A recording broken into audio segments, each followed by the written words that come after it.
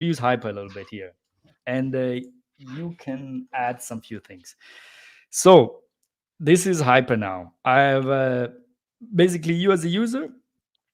So these are some few concepts which I think is going to happen. So if it's something is wrong here, you have to tell me what's actually wrong. So you as a user, you have your MetaMask, and you can start a stake on Hyper. And starting a stake on Hyper, you need TitanX, ETH plus time. Those are the three things. Is that correct? Correct. All right, lovely. This is awesome. So regarding the time, the minimum is going to be 8 days, and the maximum is going to be 888 days. I think that's also correct. And Yep. The ETH is going to cost. I wrote down 0.2 ETH for 1 billion TitanX. Is that correct? Yep. Actually, all Correct. right. Yep. Okay. Yeah, and also one thing you should also know: the TitanX can either be staked or liquid. That's also something important for everybody to know. Correct. All right.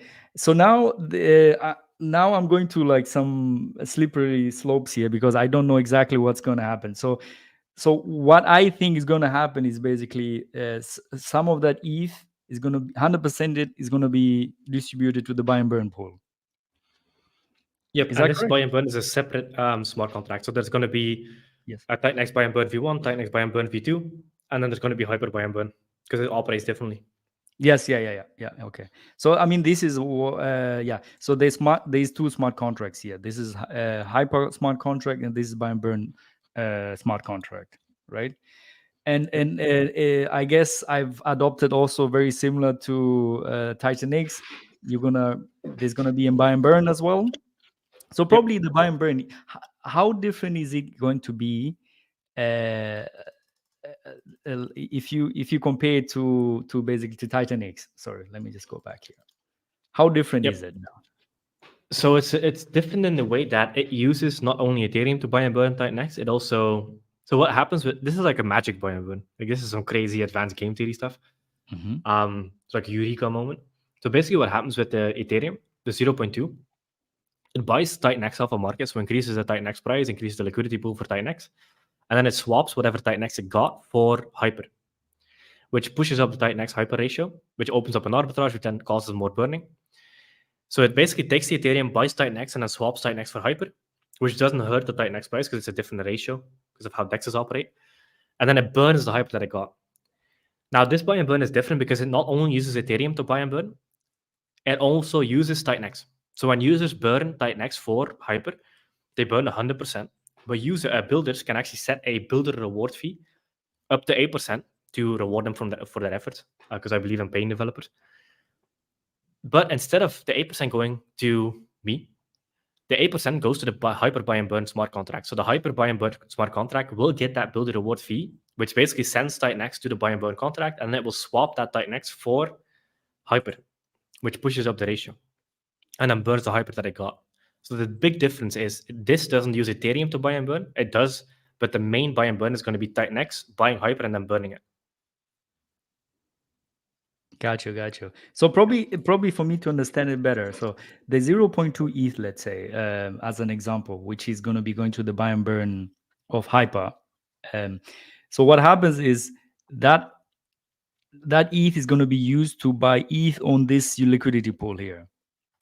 The liquidity Yep, it's pool got of, yeah, right? spend Ethereum, buy TitanX. Yep. Exactly. Yeah. So buy TitanX with the ETH it got, and then he's going to swap it or swap the TitanX for Hyper, and then that Hyper is going to be sent to the burn address. Literally, that's what's there. And then Yep. on top of that, some of the TitanX which the user is going to be sending to Hyper, let's say, or for Hyper, that's great. 8% of it is going to be sent to the buy and burn as well, which I've not included here, and that is also going to be burned. Yeah. And Yep. also on top of that, I have also written you collect LP fees. Since this is my assumption now, the assumption is it's going to be very similar. How the deployment is going to work is going to be very similar to TitanX. That is, the liquidity pool is going to be owned by the buy and burn, and all those fees going to be collected, can be collected, and they're also going to be burned. Is that Yep, correct? correct. Yep. Okay. The decentralized So, people works the same. all right, great. So maybe another question would be how where is the initial liquidity pool? Is how is that going to come into existence?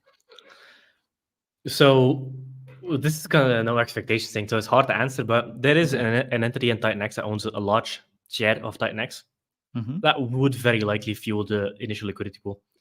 So it will what it could do is it could send TitanX to the Hyper smart contract, and the Hyper smart contract can create the pool, set it up decentralized the same way TitanX works, and then you have the pool. Got you. Got you. Got you. All right. But also, so I mean, it must also have the capability of minting new hyper tokens because you need Yes, correct. both, right? So it's gonna work the same way. So the way the TitanX liquidity pool was set up, the smart contract had a one-time mintable function to create a bit of TitanX and then create a liquidity pool, and it's a one-time mintable function. So I can never call it again. But it mints it once, creates Hmm. some hyper, and then pairs it with TitanX, and it creates a liquidity pool. Gotcha. All right. Yeah. Well, I think that's understandable for everybody. So I'm not so sure if I think this is pretty much it. What everything I got from Hyper so far. I mean, is there anything you can add here? I mean, I think some of that 8% I haven't added to this, but I will add it. I'm gonna make a video about Hyper, by the way. So this is some of the alphas I want to get before I make the video. So is there anything missing here, from what you're Um, the seeing? only the only thing is when you burn TitanX for hyper, there's an 8-day minimum period. So you can't burn TitanX for hyper and then instantly dump it back on market because that would close the Hmm. arbitrage instantly. There needs to be some kind of time delay. So there's an 8-day minimum. Because when you burn TitanX for hyper, you automatically set the stake length. So you don't Hmm. just get it liquid in your wallet. You have to do minimum 8 days, or you can just lock it out for 88 days if that's what you want to do. And you Hmm. set it on the time of burn. So on the time of burn, you set how much TitanX you want to burn, liquid or staked, and then you set the stake length for that specific burn. Yeah, in minimum 8 days. So if you want to get your hyper quickly, you set 8 days, and then after 8 days, your stake becomes claimable, and it basically automatically creates the stake for you on the time of burn. Got you. So probably one of the thing is, I mean, introducing hyper is also introducing competition. The competition is basically, well, if a user get their liquid TitanX tokens, they could either sell it on the market, but now there's a new thing, which is, and then they could stake it, right? But now the third thing is now for hyper. So all these three things are competing with each other. So the only way somebody will choose, let's say, to say like, I'm not going to stake, but I'm going to burn for hyper. Why would somebody even do that? Because of the arbitrage. Because arbitrage is basically the idea that this is also a very big reason to put somebody. So let's say a hypothetical scenario. Hyper is trading at a 2x ratio to TitanX, where one Hyper could get you two TitanX. That would mean you would come in, you would buy a 10,000 TitanX on market, and then you would burn it for Hyper, and then you could sell that Hyper back into TitanX and get 20,000. So it's basically that's the arbitrage. This is a big reason why Hyper will be such a big thing, because what if people want to operate on that arbitrage and they want to act on it, they have to buy TitanX on market because they can't wait for miners and then burn that TitanX for Hyper. So it adds an extra incentive to actually buy on market instead of mine, which is interesting. That another thing is over time, the staking pool for TitanX itself will be so hard to get a significant share in because you get less TitanX and it creates TitanX. It requires TitanX to create shares in the TitanX core and the TitanX staking pools. And as that becomes harder and harder over time, people get less and less TitanX and the share rate goes up. It's almost impossible to get a significant staking position in TitanX, which is why it's so important to build it now. What people will then instead do is they'll actually burn their TitanX for Hyper and stake there, because Hyper is essentially a way to get more TitanX. So what you could do is you could burn your TitanX for Hyper. Just a hypothetical scenario, not financial advice, but you could take your TitanX, burn it for Hyper, stake your Hyper, get more Hyper, and then because the ratio moves up over time, you can sell that Hyper for more TitanX. So it acts as native staking for TitanX when the staking pools become too hard to compete in because the share rate moves up and you get so much less supply. All right. Well, that's